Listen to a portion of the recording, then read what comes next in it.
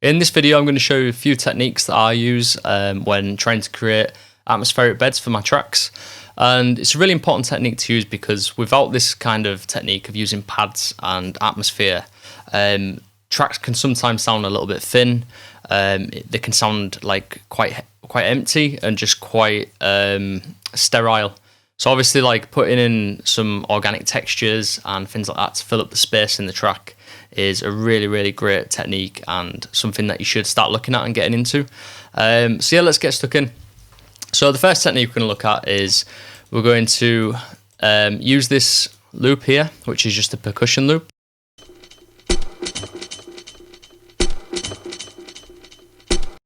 And what we're going to do is we're going to run it through a really long plate reverb, so it sounds like this. And instead of just letting that run, obviously, I want to just resample some of it, not the whole thing.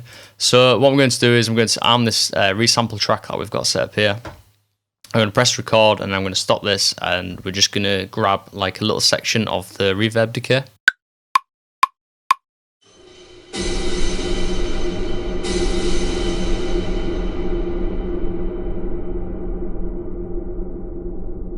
So that should do it, and all we're going to do here is just loop a section of that.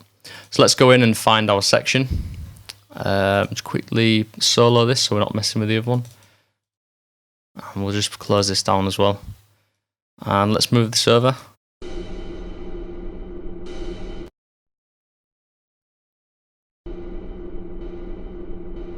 So that will do. And then we're just going to put some fades at the beginning and the end so we don't get any clipping.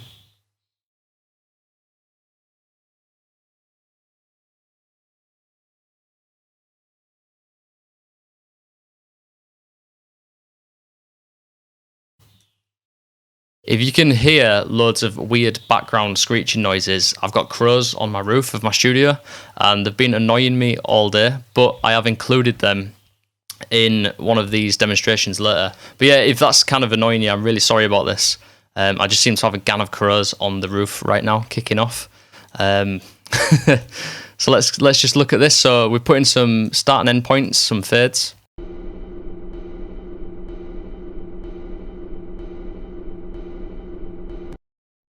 And what we're going to do with that now is we could just use that as it is, but I want to make it more dubby, like more spacious and more width and things like that. So the first thing I did was I pulled up a Dub Syndicate preset on the echo delay. It's a really cool starting point to play around with.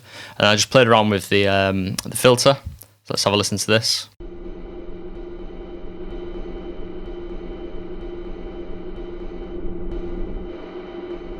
So that's already adding a lot more space and width into the noise. And then what I did after that was I wanted to filter out some of the low end so it doesn't clash with like the bass and the kick in the mix. So we just want kind of this part here. And sometimes when you do this, it is worthwhile taking off some of the top as well, depending on your track. If you want something to be quite dark, obviously take this down. Have it around there, but for the demonstration we'll leave that open. And then lastly, all I'm going to do is set up a sidechain compressor. So I've set up a kick on the channel 1 here, and this is going to affect this compressor here so the noise ducks as the kick hits.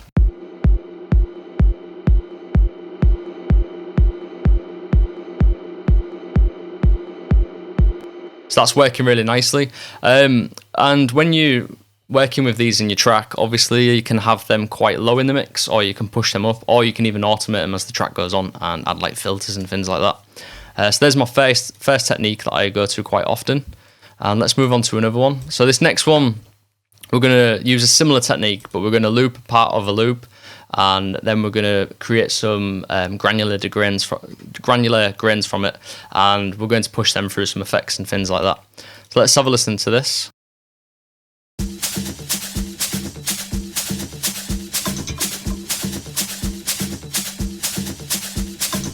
It's got this really nice loop from the Origins pack. And then what I've done on this second one is I've just looped a small section of it here.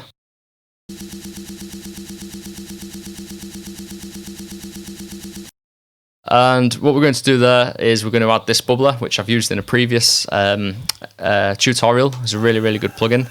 And this is going to create loads of like delays and granular effects. And I'll put it on 100% wet. And we've added in pan variation, so it's going to be moving around the stereo field. And we've also made the density quite high as well, and the feedback. So we're getting loads of grains from it, and it's completely just mushing up the original loop. So let's have a listen to this.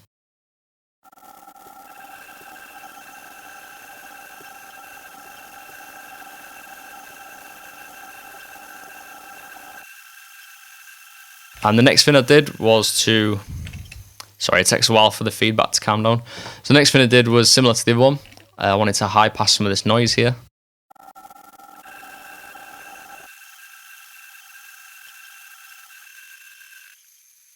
So we're just getting the fizzy element of the grains.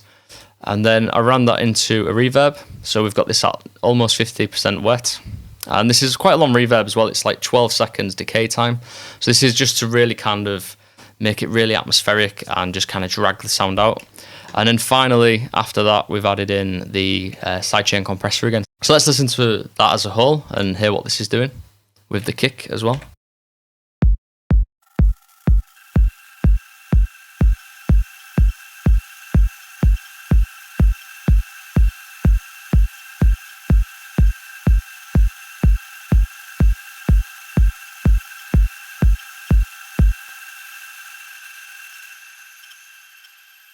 So I really like that one. It's kind of loopy, but you do get some changes in the grains. Like they're never the same ever because of the randomization of the grains and the reversal of them and stuff like that. So it's these variation ones here. So we've got time variation, panning variation, octave variation, and the grains just kind of move around as well. So you've got this kind of like subtle kind of organic randomness to it, which I really like. And for this third example, we're going to be looking at how we can turn a lead synth into a bed, like an organic texture again. And so what we're going to do here is we're actually going to layer up the texture with the original. So the idea behind this is that you can just use the sounds that are within your project to create organic beds and textures. And you don't have to go diving through a preset pack to try and find an atmospheric bed to lay under your track. You can just use the sounds and the loops that you're using already in the project. And I find that this way it gives some consistency to the organic bed texture, and it sounds like it's related to the track. So this is a really good technique, and I use this quite a lot whenever I'm finding that the track is a little thin and it's just missing that kind of fullness and body. So let's go ahead and do this. So we've got this sound here. Just turn this kick off as well.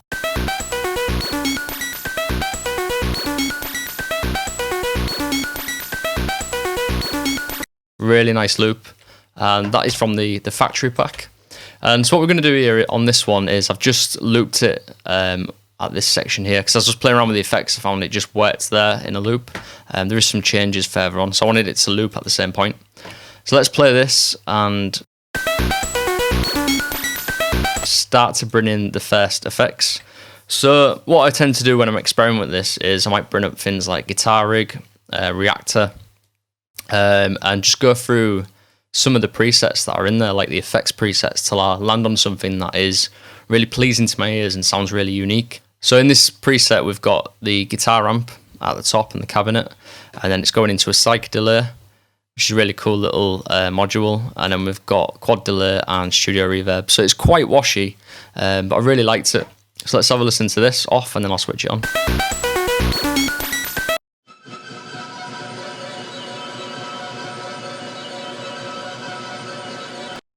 It's really grainy and mid-sounding, and really washy as well. And then what I wanted to do, I wanted to just kind of grain it up even more than that. And I ran it through the VHS tape, the reactor tape that we used in a previous tutorial. So I put it on this 90s VHS tape preset, and then just played around with the noise and the hiss and stuff as well. So I brought the noise up quite a lot. And let's have a quick listen to this.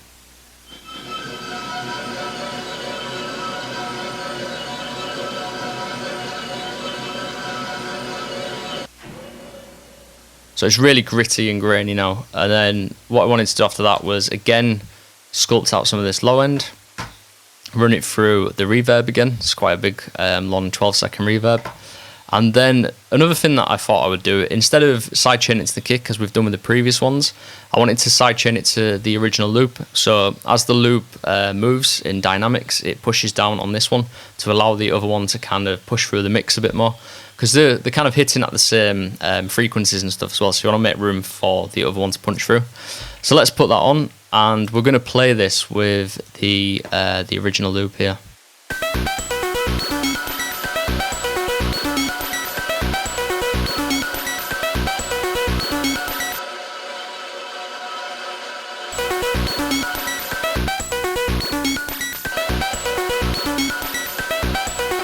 So that's working quite nicely. And then another thing I wanted to do was put a filter on the end. So as the track progresses, we can dampen this sound. Obviously, it fights for some of the space in the mix. By doing this, you kind of leaving room for this one, and also bring it down in volume just a little bit as well. So let's have a listen to this, and I'll start to open up this filter.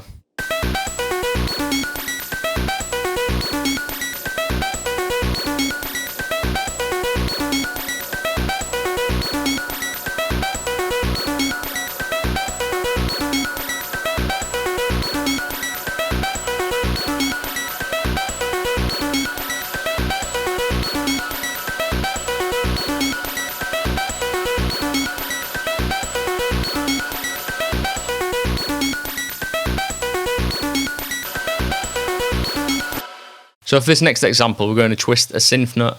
And for this example, we've got UHE Diva open, and I pulled up the scope preset pack, and we went over to the pad section and opened up this molecular preset, which sounds like this.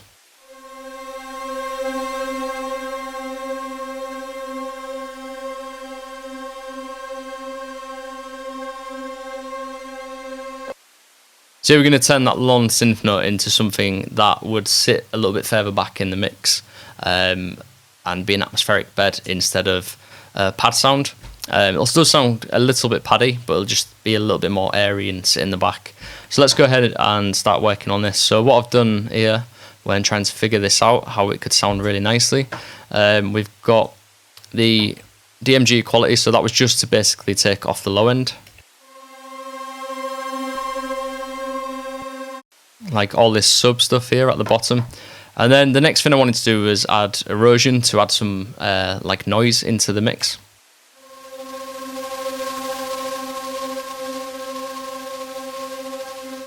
And then just to kind of add some more of that in, I also used vinyl distortion, and I just boosted this bit here.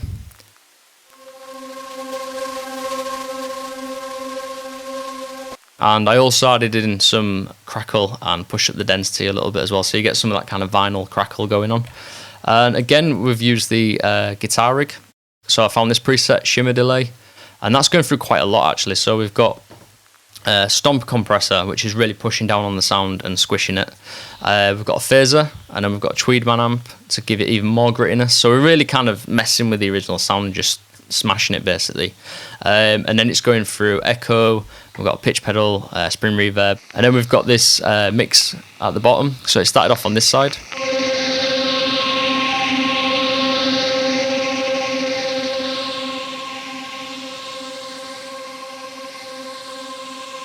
I kind of liked it on the right hand side, so you get that kind of like fizzy top end stuff rather than the mid and the low stuff. And the next thing, I thought that the sound was great, but it wasn't wide enough. It seemed to go mono through the guitar rig preset. So what I did to combat that was just put in a dub delay again with the stereo up to 100%, and that just put like a ping pong delay to left and right speaker to push the sound out. So let's have a listen with this on.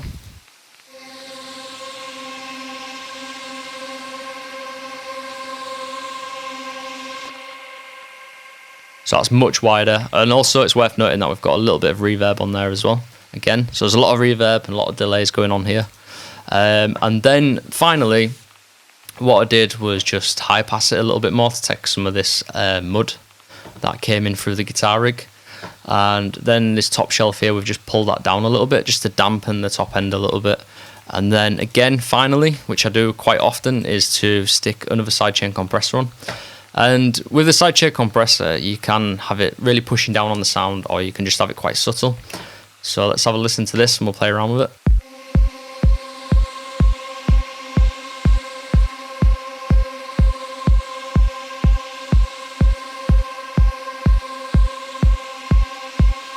Works quite nice for this. Let's have a listen to before and after. So this is before.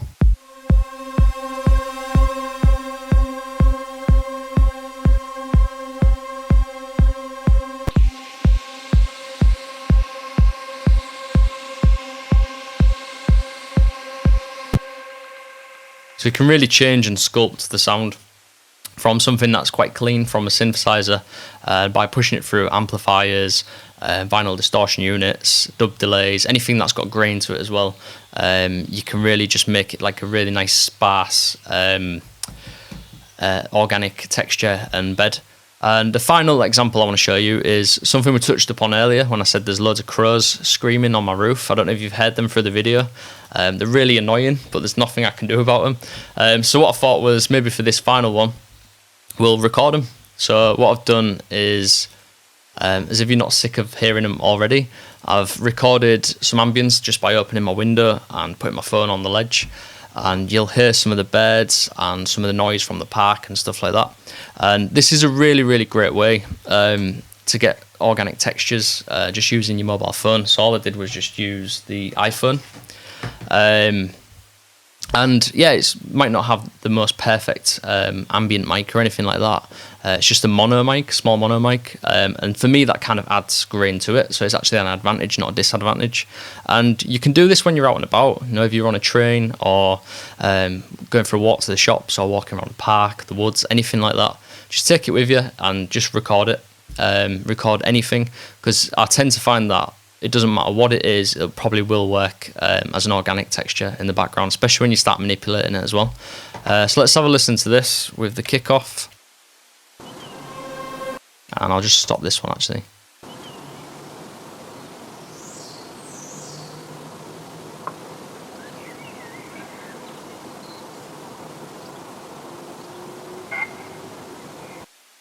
So yeah, just beds and ambience, and this bit here sounded really cool actually. So you'll find that you'll just get like weird kind of creaks and noises, maybe from a car in the street or someone's garage or anything, and it'll just be like little moments where it'll pop through. And sometimes in a track they could really add to the groove as well, which I found you might loop that and this bit might come in as a really nice part of the groove just where it's sitting now. So let's go ahead and start messing around with this. So even though it's quite gritty, again a little bit of vinyl distortion, and I added on this delay here. So I just got up a Complex 5 preset. So I was messing around with this, and then I just thought I'd flick through the presets.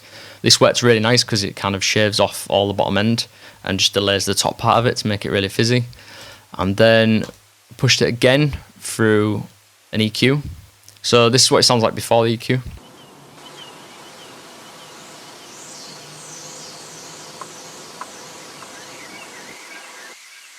And with it on, just to kind of dampen it a bit and take off the bottom end.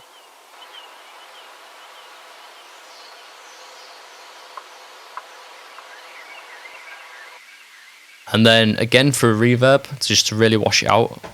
And then finally, the sidechain kick once again. So let's have a listen to this with the kick involved as well.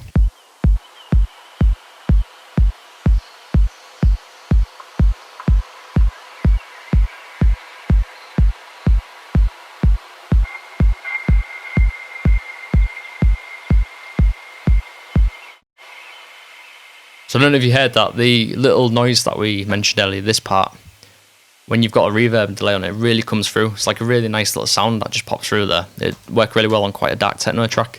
Even though it's quite a light, fluffy recording of birds outside, you can just really make that quite dark and ambient and put that in the back of a track.